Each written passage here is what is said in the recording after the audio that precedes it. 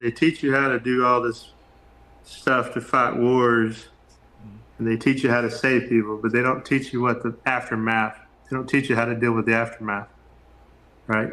And that's the problem with all the military branches. Is and I think that's what we all struggle with, or we wouldn't be doing these podcasts. Right? So we all struggle because nobody teaches us what to do, right? So you really don't deal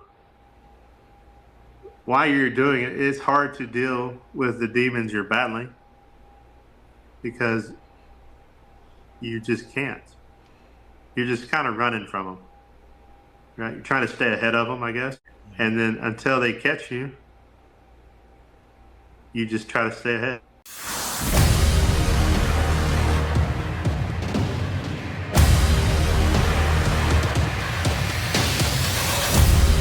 What's up, Hero Stock Nation?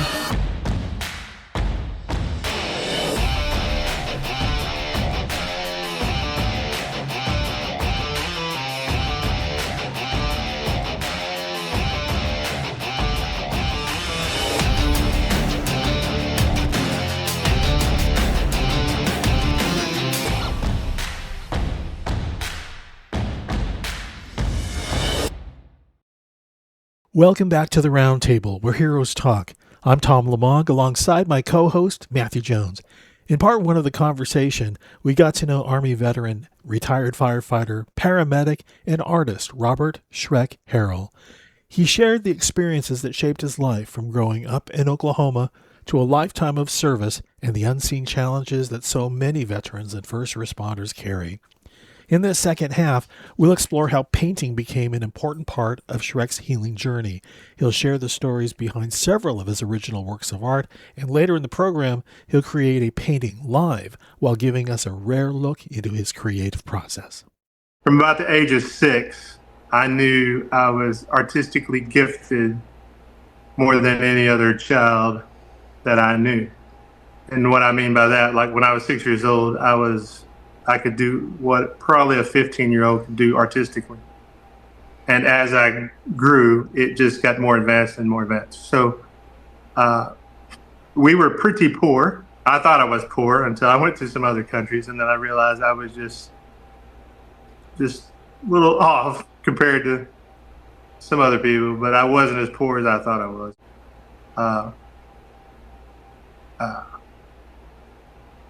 What really kind of started helping shape my life was my mother. My father was never around, and my mother was everything to me. She was my mother and father. So she taught me the morals and values and right from wrong, and she made sure we was in church. And even though we didn't have a lot, she instilled everything that I thought was important to me and still is important to me. So she always supported me in my art, and she loved watching me do art. Did I read correctly, or maybe it was in the interview, but when you paint, you also have music playing? No, I listen to music all the time. Oh, so what? I sleep to music. What's music's role when it comes? Well, to be fair, if I had to describe my brain, it's like 21 dudes are in my brain talking at any given time. And then there's a highlight reel of trauma, of visual trauma from all these calls that loops. And so between me blasting music of all genre and me focusing on painting, it helps quiets down the voices and the loud noises in my head and the imagery that I'm seeing. It allows me to focus and helps me make the art. But it also helps me express my art. So the music itself, music and art has been around since mankind. It's on the walls, it's on caves. I mean, they've been singing around campfires in tribes forever. Yeah. They've been painting on everything. So if you don't think music and art don't have a place in everything, then you're sadly wrong, because it's been around as long as we have. I think about the first time a mother hummed a lullaby to her baby, like Yeah, her unborn baby. Like, that's music, man. It's amazing. yeah. And so they go hand in hand, and none of my art is not made without music. And I use music to sleep to, and the reason I do is so when I wake up, because I hallucinate a lot, and I put every song to my playlist. And if I wake up to a song that's not accurate, regardless of how long the playlist is, I have one that's 30 and one 60 hours, then I know I'm not where I'm supposed to be. And Huh. so, I sleep to heavy metal, I sleep to all kinds of stuff. But yeah, I use music all the time. Yeah. Okay. I gotta ask you, you're in the time that you were a firefighter and serving in the Yeah. military. Um, I see. I know that there's a certain stigma that's associated to like a first responder, firefighter, talking to perhaps a psychiatrist about the things that they experience out of risk of losing their job or being able to maintain their career. Was that ever a fear for you? Uh, not necessarily so much in the military. Later on during my civilian career, yeah. Uh, there was one point where I was given 2 weeks off, and because I was seeing a VA doctor over it. But the VA doctor told me, he explained it to me like, look, we treat people, or we see people, we treat them, and we send soldiers back to war with PTSD. So there's no reason you can't work. You just have to work on getting help, right? Yeah. And so I've got a lot of firefighter friends that I still try to mentor, and new people that are getting into it. And this is what I tell firefighters in general: you need a good therapist. If you're a paramedic, first responder, cop, firefighter, it doesn't matter. Dispatcher, nurse, whatever, military. You'll Yeah. do yourself a lot of favor by having a good therapist. Not because it's not making you weak. It's just you're stronger by getting help than you are by trying to face it alone. Yeah. So uh, don't feel like you're weak. But the fire service itself, they have debriefing teams. They're supposed to be like, if it's a horrible trauma, we're supposed to have a debriefing within 72 hours of that trauma. Uh, we have them. Is there much participation? Not really. Like, something may be said, but really it's dark humor. You know, Yeah. same with the Yeah. military. You kind of Kind of makes it laugh it easier to off, joke bury it it. off. Yeah, you just play it off and then you don't really deal with it because, like I said, you don't really deal with any of it while you're working because you can't. You're just trying to outrun it, and what you're doing is just adding more trauma, so you're not dealing with the trauma you've already dealt with. Huh. Now I'm wondering, has that made it difficult in teaching other veterans about art and creative expression?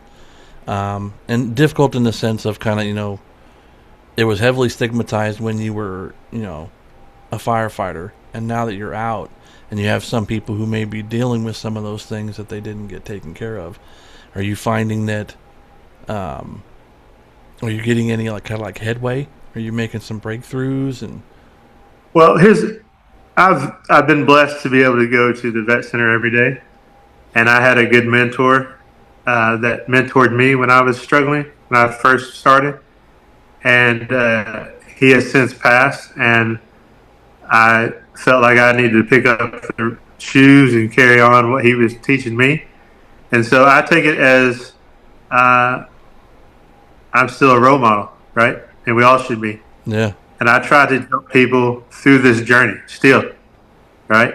I try to be an example of how therapy should be done and what you should do for therapy. So I try to mentor not people just in art, but in therapy itself and how to navigate doing therapy and how to get better. You're never going to be healed That's not possible. It's never going away. Yeah. You can be better, you can manage it better, but you're never going to be healed. It's never going away. So Yeah. I think once you accept that and then start working on getting better, it makes it a lot easier. I think people just fight it, and a lot of people don't want to admit it or accept it, and that's really where the struggle's at. And a lot of people don't even know they are dealing with it sometimes. They're just on edge and pissed off and angry, and it's everybody else's fault. Everybody's messing with them, and it's just, you don't know any better. When you do know better, you do better. So it's easy to stay mad. Yeah. Huh. When you're teaching at the vet center, did you start with paint, or did you start with like a different medium like pencil or color pencil? I mainly stick with paint. So I try to teach them in paint, but I teach them with burnings and other stuff too. It's kind of whatever they're at, but whatever they're going to do, they're going to have to stick with it until they're done with that project. Yeah. Yeah. So once they commit to doing something with me, they're stuck to that till they finish it. So and you that's see kind of the deal. You see a change in them when they've started the project, and there's all that doubt and that, this is, maybe they're thinking this is dumb, and then at the end they get to see the finished product and they're like, I really like that. I don't think they think it's dumb because they get to see me do it every day, right? Yeah. So they get to see me make something every day, and that itself, not tooting my own horn, but that's a blessing. Yeah. Well, I asked that because they, initially when I had my TBI and I was doing music therapy, when someone came to me and said, music can be used as a form of healing, I laughed it off. So when I was in my initial sessions, I was kind of thinking in my head, like, this is dumb. Like, what am I doing? Like, did you ever think that some of them maybe kind of feel that way and now they don't? I don't think they think that maybe art is dumb or it doesn't work. I think they find it intimidating a little bit. Yeah. Because of what I do. Yeah. Right? And so I think that I don't know what they're thinking, but when I said earlier, I try to stay humble. Yeah. Right? I know that I'm very talented and good at what I do, but I also know that I don't want to be a jerk about it. Right? Yeah. And I don't want to be off-putting. And I want people to learn something. I don't care what your talent level is. I want you to do something. Yeah. If you're doing something, I don't care. Like we talked about earlier, it doesn't matter the medium or your skill level. If you're doing it for 45 minutes, it's successful. Yeah. I want you to be successful. I don't want you to feel like a failure. I don't want you to feel beat down because you came there and tried something. What kind of friend would I be? What kind of veteran? What kind of role model would I be? Yeah. Right. Yeah, and I guess when I was doing my TBI stuff and going to music therapy, I almost felt like, for me, I was like, this is silly. Like, I'm using music as a form of therapy, like a form of healing, and so I always had that self-doubt, and I know we can speculate, like, well, maybe they're thinking this or maybe they're thinking that. I guess, are you seeing a change from how they start to how they finish? Oh, absolutely. Because it's just not one. It's now I have a bunch. You know what I mean? And when I was teaching at Wounded Warrior, I had, the classes would pick up, and it's just, the more I do it, the more people get involved. The more stuff I do, the more charity stuff I do. It's just growing and growing and growing. It's getting so big that it can't be stopped.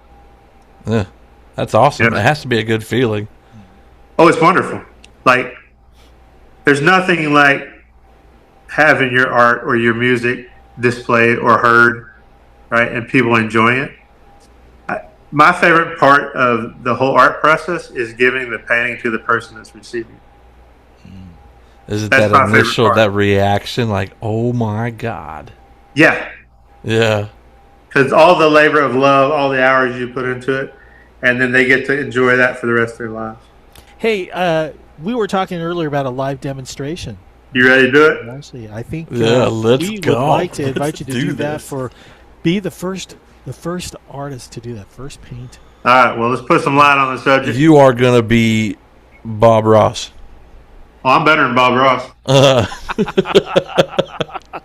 Yeah, you're over here like, we're going to paint an angry little tree. We're going to have an angry little rock. So, Shrek, let me just, as you prepare, your painting, maybe at this point, have you any idea as to what you're planning to do here? And if so, maybe you can kind of give us a backstory. Say, here's what I'm going to do, and this is how I'm going to do it. I have no idea what I'm doing. I'm just going to do it. Or is it something you've given a whole lot of thought to? All right, so what I'm working on currently is a painting for the Veteran Powwow here in Jacksonville. Okay. And so I take pictures of all the dancers, and that right there is a form of art. So Native people have been doing all kinds. They make beadwork, they dance, they do art, they sing, they drum. And like we were talking earlier, like art and music has been around since the creation of man itself. So my goal is to paint a picture of one of the dancers every year. And it's going to be part of the powwow, and it would travel to other powwows to help promote what we do. And the Veteran Powwow was created by a friend of mine named Raquel Painter, retired Marine Sergeant Major. And the reason being is the most Native Americans are one of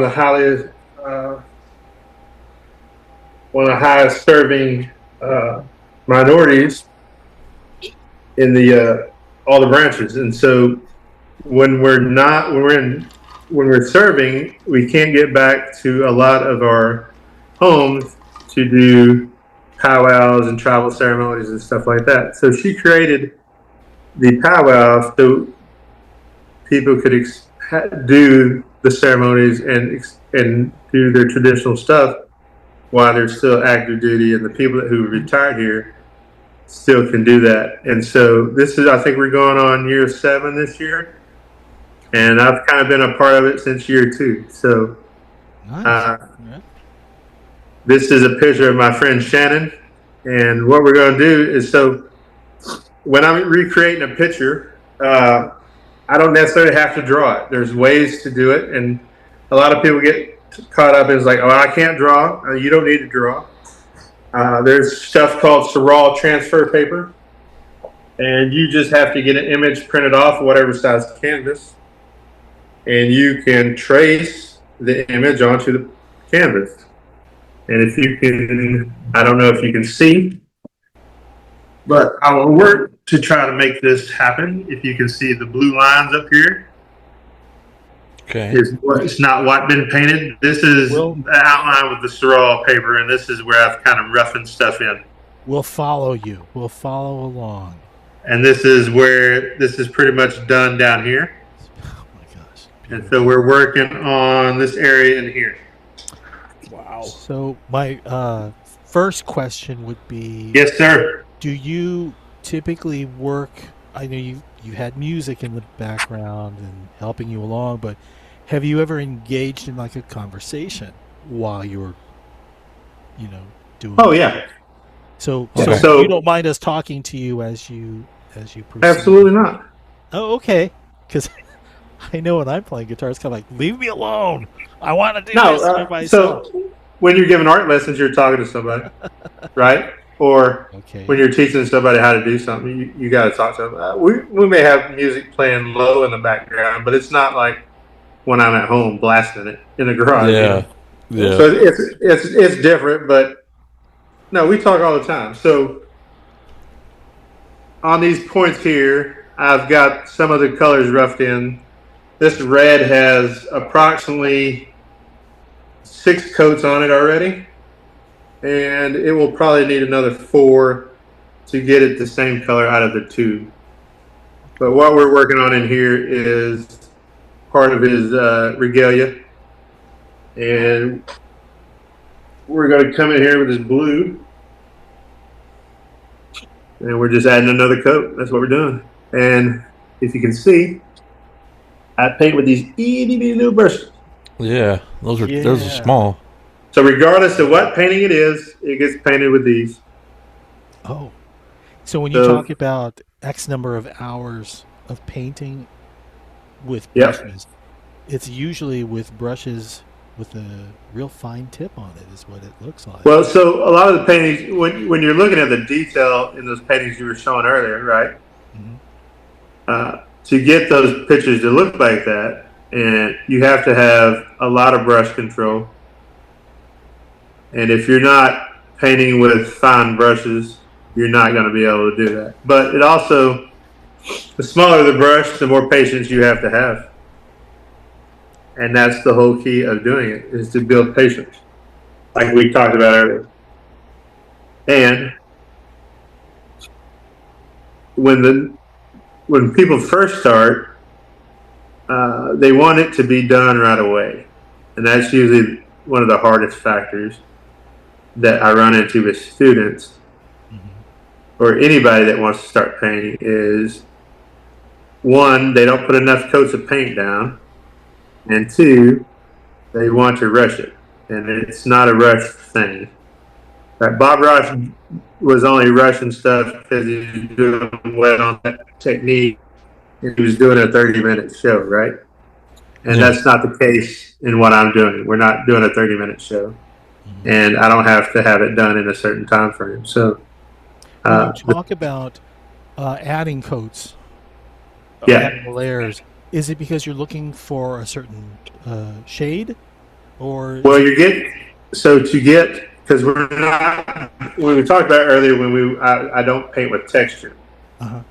So all these coats of paint are very thin, and to build up the layers to make the paint look like it comes out of the tube, it just takes so many coats of paint. Oh, okay. So that's something I didn't know, that when you start painting and you go and you put your first coat on, that first coat is not the actual color of the stuff coming out of the tube. A few more coats is going to make it much brighter, much more, I guess, like a dense color. Is that what you're saying? Well, you're going to get more depth out of it, yeah. Okay. At the very end, I will show you. I will take the phone off the stand thing, and I'll show you what one coat compared to like multiple coats look like. A closer angle or close up view, and you can look at it. You can't really grasp it from where we're looking at from the ring light, but you'll understand it more when we get a close up view. Okay. But cool. So we're just going to toss out, like, well, I'll be a newbie here. I know emotion, the right frame of mind, if you will, has a lot to do with applying, any concentration. When you do this, do you typically start with a clear mind, or I mean, I know you mentioned, there was some anger in some of the work that you've done, but maybe you can help the newbie. When you approach a project, is it best to be in a certain frame of mind, like get all your aggressions out, or just keep them with you? How does that work? Well, I will tell you how I approach it, and then I would tell you that I don't sleep at all. I sleep 4 hours a day. That's my average sleep. I may get 5 sometimes, but some days I paint 18 hours a day. Wow. So my normal bedtime, I'm past my bedtime, to be honest with you. I'll be getting up normally in about another hour or two. So I go to bed at 6:30 pretty much every evening, Eastern time, and then I'm up by midnight. And as soon as I wake up, the life of a firefighter, your mind's at 100 miles an hour. So as soon as my eyes open, I'm not going back to sleep. So as soon as I get up, I go out to the garage. I start painting. I paint till it's time to go to the vet center. I go to the vet center. I paint. I attend groups. I stay there till it closes. I come home. I'll paint till dinner. Take my meds, eat, go to bed. That's what my day consists of. So that's my routine. So when you're talking about whether or not my mindset is in the right place, it doesn't matter where my mind's at, because I'm going to do the same thing every day, because that's what it takes to keep me healthy. Right? I cannot not go to therapy and I cannot not paint. Yeah, it's like Because that's saying, what it takes to make. it's like saying even that day you don't want to go to the gym, go to the gym. You got You to. know, Yeah. that's the day where growing That's the happens. hardest part of. That's the hardest part about starting something new, right? It's not the mindset, I think, would be the hardest part for the people. It's being consistent and doing it for 45 minutes, a minimum of a day. And I don't expect you to paint 18 hours, right? Nobody's realistically not going to do that unless you're just crazy like I am. But if you can just commit to 45 minutes a day, right, and stick to that. So a change behavior takes 90 days, I believe, right? So you got to do it for 90 days. If you can 90 do it days, for, then yeah, and then you can, once you do 90, you can do 180. Once you do that, double it. You know what I mean? You're going to be, I challenge people to do this. Do it for 2 weeks and tell me how you feel. Keep a log. Tell me how you feel mentally before you start. Do 45 minutes a day. Then tell me how you feel after 2 weeks. Send Tom a message on the website. Tell him how you feel. Yeah. I mean, let us know. Herostock.org. Herostock@gmail. You can go ahead and write to me here. Yeah. Let Tom know if it helps. Yeah. yeah. 2 weeks, 2 weeks of doing it. Just give yourself 2 weeks. Take notes how you feel before. Take notes how you feel after. Sure. You know, and who knows? give it a shot. And for the people starting, the best way to do it is you get a paint by number. I like that. Start with a paint by number. It's going to break everything down to you, right? Once you do one, it's working on brush control. You're going to work on staying in the lines. You're going to work on multiple coats. That's really what you're going to be doing at that time. Mm-hmm. It's not going to be one coat. It's going to be six to 8 coats. And if you can do a paint by number, you can paint anything you want. The next step after that would be finding a print shop. You would take whatever image you want, have it printed off to whatever size canvas, and get some Harrell paper. You tape it down, transfer it onto your canvas, and it's a paint by number with no numbers. Yeah, go to town. Go to town. So the next question I have, a newbie question, is when it comes to selecting colors. So let's say, for instance, I don't color by number. That's for kids. So you've got someone who wants to go ahead and jump right into it. Is there a method to selecting colors? I mean, you've got different shades of blue and green and red. I think for some people who are starting off, the first thing you'd probably need is a color wheel. That's going to teach you the basic how to mix colors. There's 3 primary colors, and with those 3 colors, you can mix any color. You can pick those up at any art store, Michael's, Hobby Lobby, whatever. They're relatively inexpensive. They're like $5 or $6. They're going to give you the different values of light and dark. They're also going to show you like how parts on the color wheel, when you turn it, if you want to make a certain color, you add so many parts of this to that to get these certain colors. However, if you're buying paint, I don't really use a color wheel. I've done it enough that I just do it by eye, right? I'll have my color palette. As we're looking over here, I'll have them, and then I just blend on the canvas. So it's not necessarily, I just do it as I'm moving through it on the canvas. So it's a wet blending is what it is. So how often do you paint over the line? And then what do you do to fix it? Oh, so to get, if you do paint over the line, that's not a big deal. I tell people you paint to a certain point, and then there's a finishing coat, right?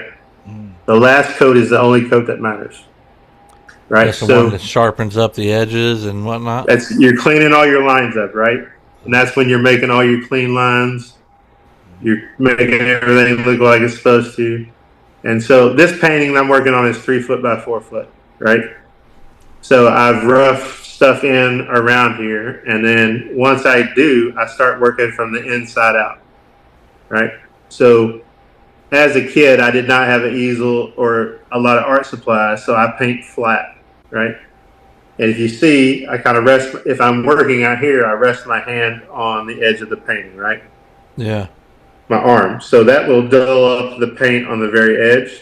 So as I work my way out, I will do my last coat, and then I'll work my way around. Okay. And then my finishing, once I finish it, it will be the done coat, the final coat. Wow. Man. I'm all thumbs when it comes to this. You said patience, man. Like I'm a guy who's got like a 10-minute window. Like you give me 10 minutes, and if I can't figure it out, I'm throwing it out the window. Oh boy. Well, I mean, the same principle you apply to learning music is the same energy and patience you would have to apply to art. And so I took guitar for vets for just a little bit, and I knew that I couldn't dedicate the time to put into learning the guitar and paint at the same time. Does that make sense? Yeah. You only have so many hours, right? Right? Because, yeah, if I want to paint, I would either have to do one or the other. Dedicate all my time to learning to play the guitar or paint. And so I just stick to painting. But I do love music. So or do both only mediocre, I suppose? I don't know. I mean, you think about I'm not a mediocre kind of guy. If he does one or the other, I mean, he just said he did like 18 hours a day painting. One or the other. But I couldn't imagine 18 hours a day playing a guitar. Just cut my fingers off. Like they would hurt so bad. Yeah. I don't know if you have the picture. Do you have the picture of the plane, the Super Bowl plane? It's me standing under that big Osprey tail wing, Tom. I better find man. it. I've got Osprey. it. I remember seeing that. Hold on. Let me find it. Pull that up for the audience while we were talking. I'll tell you about that. I'll tell you, I was in Afghanistan operating as a liaison officer with the 19th Engineer Battalion, and one of the jobs I had to do was go out to the air flight or the airstrip, and I had to pick people up, right? And I drove underneath an Osprey that was coming in. That is the loudest damn thing I've heard. Like, they are so loud. Oh, they thump hard, man. Yeah. they're insane. Their props are strong, man. Oh, yeah. Where is it here? Let's see. I think is this the picture you wanted to see? Absolutely. Look at that. What? Yeah. What? That's bigger than anything you've probably painted. That's 10 foot tall. Uh-huh. And at the widest part of that tail stabilizer, that at that point is 7 foot across. No way, dude. I painted both of those, and the Marine Corps letters and the stars and bars. Me and my partner Curtis,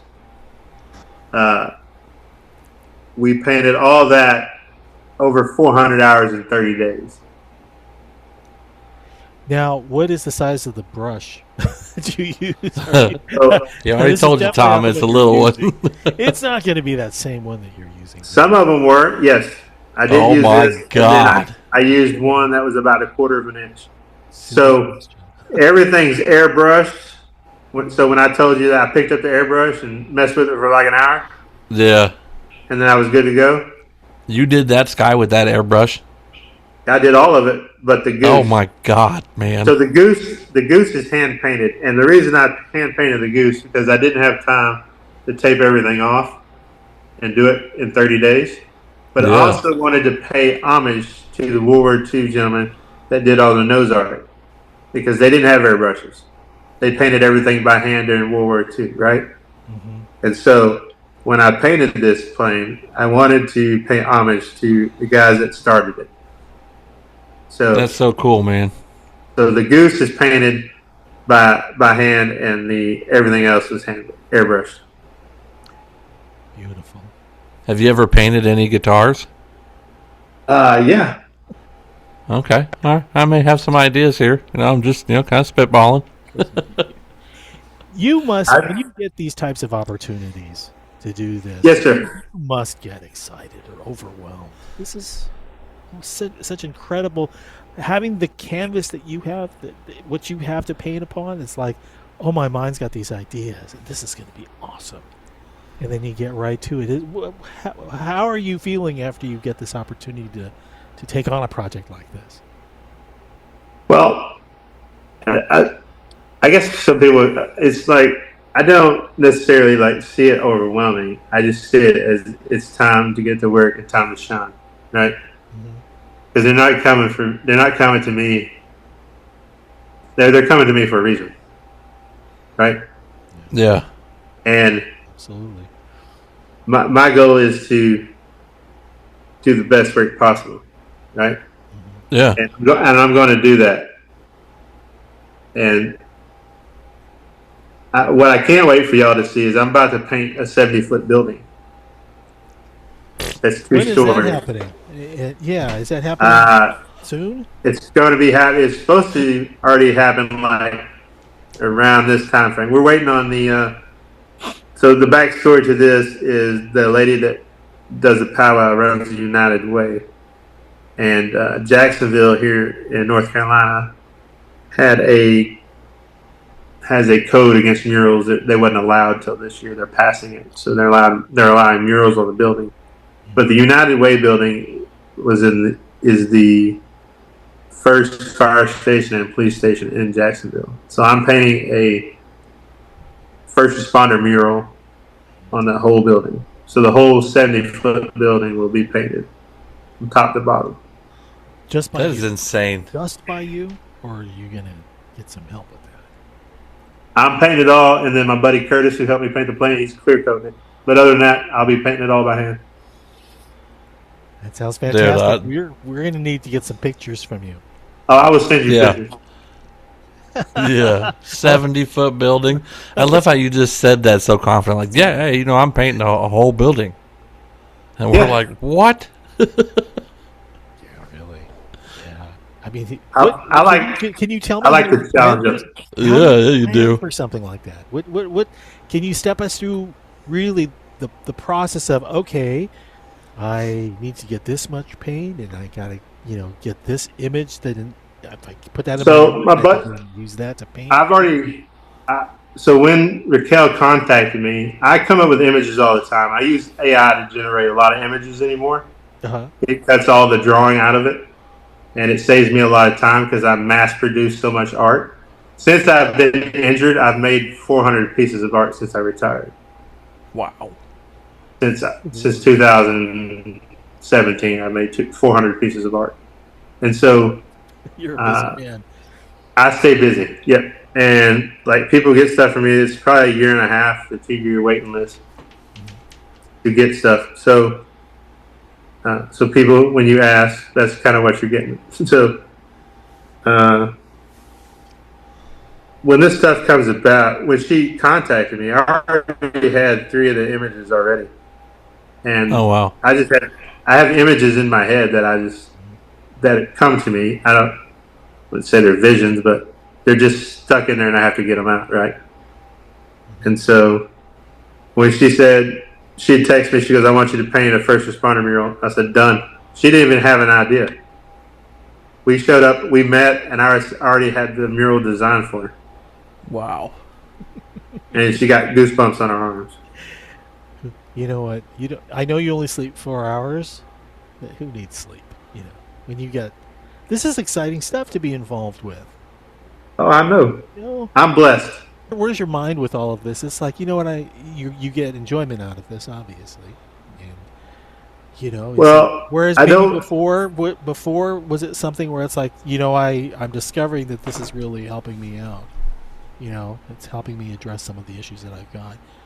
But Is it that helps true? me address the issues, and it's always therapeutic. But Mm, I also know there's a bigger goal for it, right? okay. There's a bigger mission. Like when I said, there's a bigger plan initially when we started talking, Mm-hmm. Yeah. and God has a bigger plan for all of us. Uh, the whole plan was for me to do art the whole time. The firefighting stuff is just a bypass to help me experience everything I had, so I could do this today. What's kind of crazy is that it almost seems like, from what we've talked about today with, your childhood and taking care of your mother, um, losing a classmate, losing your mother, and it was like there was always this kind of calling to serve, but music was, or not music, art, the painting and the art was still a part of it, but almost like it wasn't the primary focus until now it's like this is what you're going to be doing forever. Well, uh, I'll give you a little homework to do too, Matthew. I don't know if you've ever seen Bringing Out the Dead with Nicolas Cage from 1999. I don't think I've seen that one. Well, give it a watch, and that's just where I was at the end of my career. It's about a burned out paramedic in New York City, Okay. and I'm gonna type God that so I had to remember. injure me to put me back on the path He wanted me to be. Right. Yeah. So it took me being injured to stop me because I wasn't going to stop. Right. Yeah. I wasn't going to stop working because work was my addiction. Because I worked for the government, I couldn't do drugs or alcohol. So uh, I worked to get rid of to fight the demons, and then when it came to abrupt and halt, I didn't have nothing else to do but art and therapy. So uh, the bigger picture was put into play that I could really help a lot of people by sharing my art with so many people. And Yeah. so, the playing for the Super Bowl, the building I'm about to paint, the people I've helped with charity, it's like there's always been a bigger purpose. You just have to let it happen, right? Yeah. I don't try to force it. I don't go looking for this stuff. It comes to me. So I don't. When you say, "How do you handle it?" What do you like? Hey, it's I supposed to guess I mean happen. like from the stuff that we talked about, it was you really wanted to work for Disney, and then what happened? You went out and you helped someone on a car fire out in the middle of nowhere, and the Yeah, next thing you know, here you are.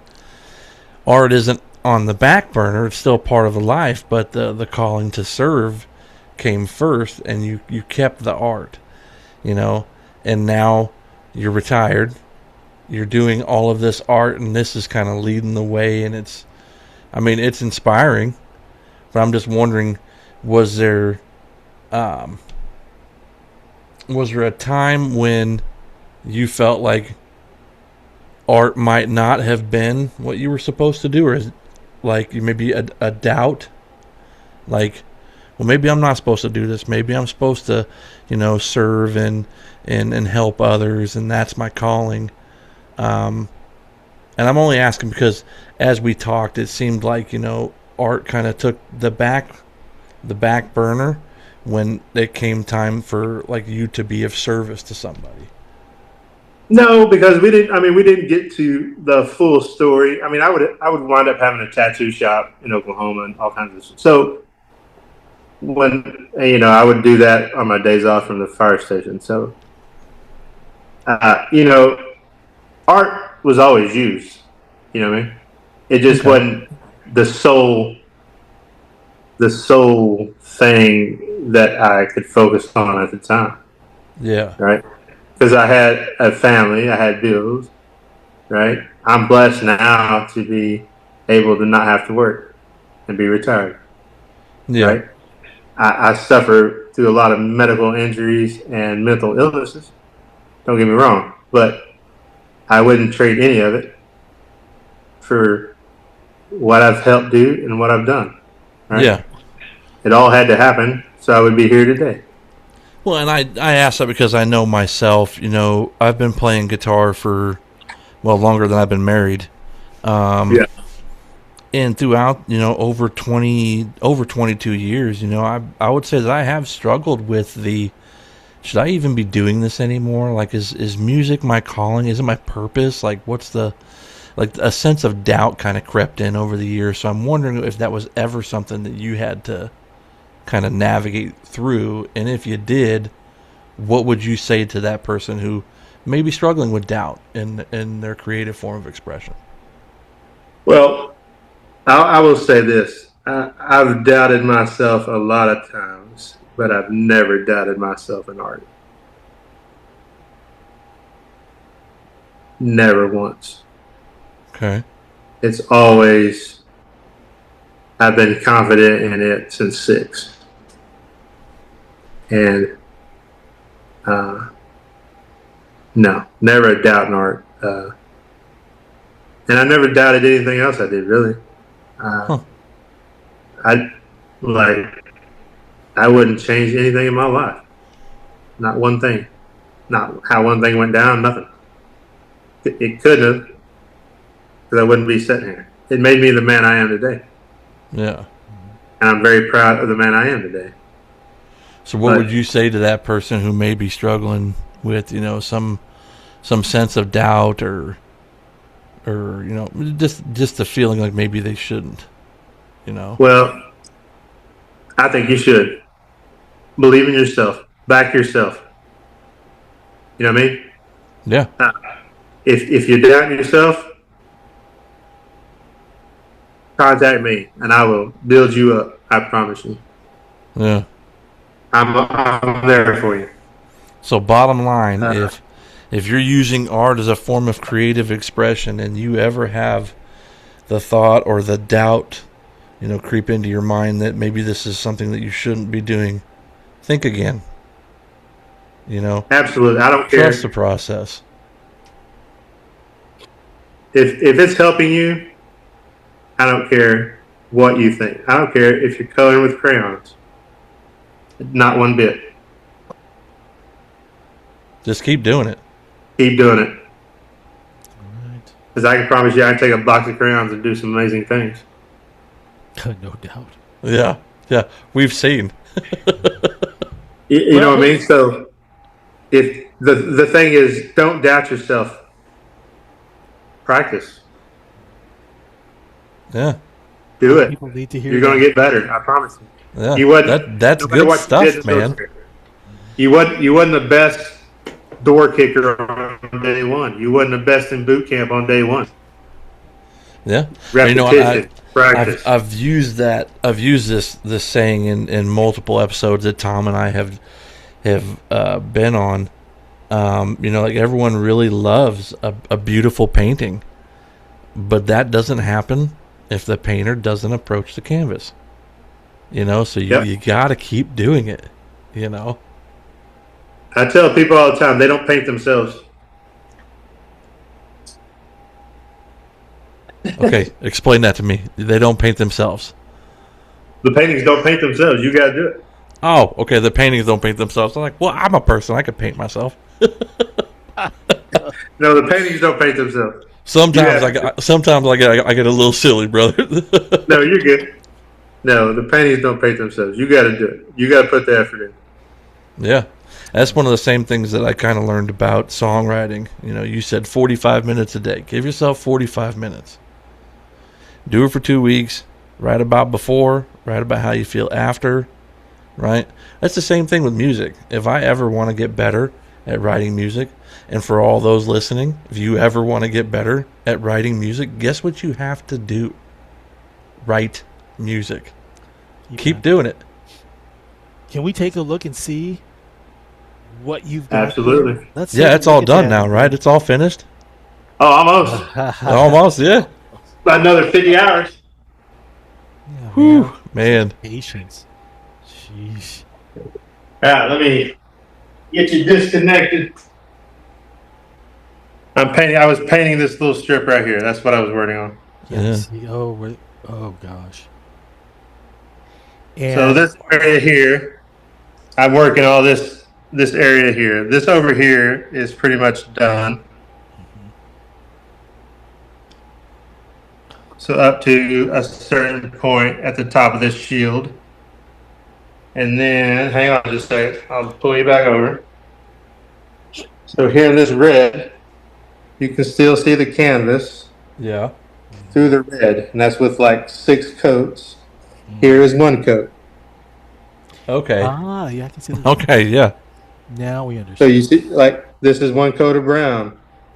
That's 1 coat of black. 2 coats of yellow. Right? So we're working on this arm here. It's just, and then this, when I talked about the sorrel, you see the blue outline? Yeah. All right. So when you're making your marks, this is for the beginners. The more time you spend in making every color change, you make a mark. The more time you spend in making a detail here, the easier your painting is going to be. Mm-hmm. Man, I'm so stoked to see this finished. You will let us know when it's done. Yes, I will. You have to show it off Shrek back on and, the podcast. Yeah, I will send you pictures as soon as it's done. if you, yeah, I mean, when you give that to the recipients, pictures would be wonderful. I bet the expression on their faces are just going to be all. Well, it won't be That is given. wild. So while I'm sitting here, you can see Sitting Bull. Yeah. Yes, of course. So that's the same size. It's 3 foot by 4 foot, and that's the one working on down here. Look at the shading on that.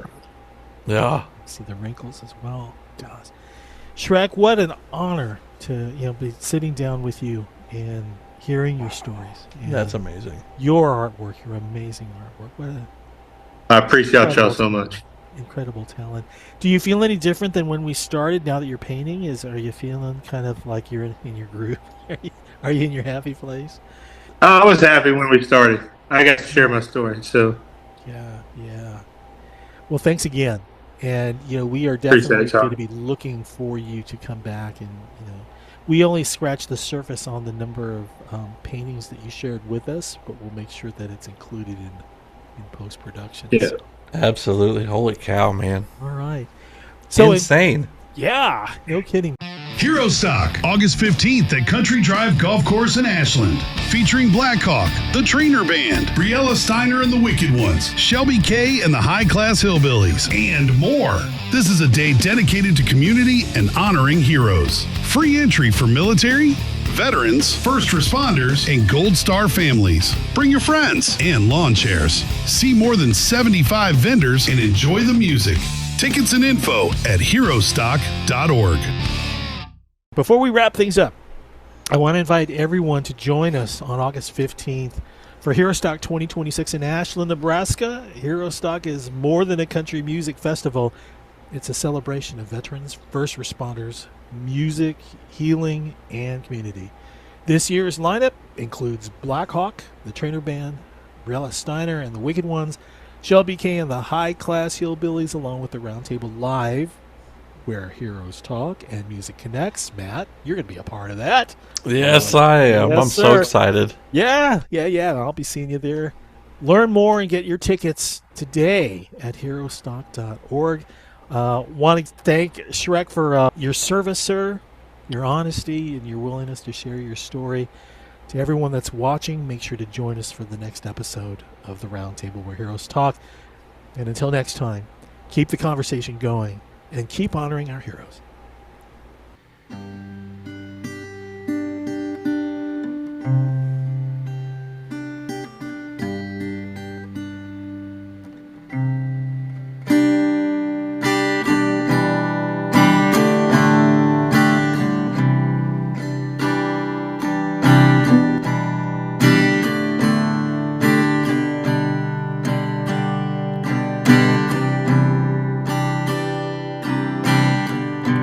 Grab a rope and tie my heart to this mic, because I can't yell loud enough for you to hear.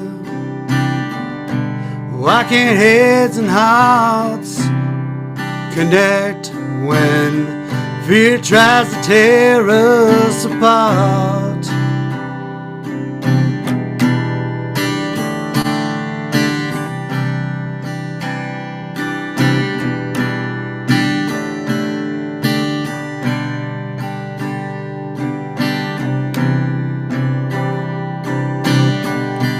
Nothing changed in the last 20 years but a few more ghosts and a lot more tears. Empty windows, empty house, empty hearts, only a corner with an empty chair. And damn them for leaving me behind, and damn them for giving up. Damn them for thinking I would cry. Damn them for being right.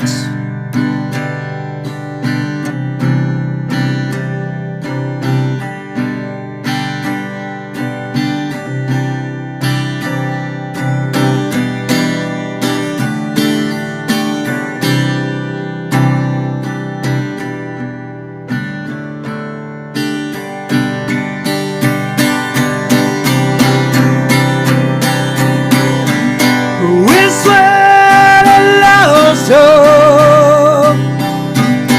we cursed at the sky. Now they don't talk anymore. They won't talk anymore. And damn them for leaving me behind, and damn them for giving up. And damn them for thinking I would cry, and damn them for being right. Damn them for leaving me behind, and damn them for giving up. And damn them for thinking I would cry, and damn them for being right. And damn them for being right. And damn them for being right.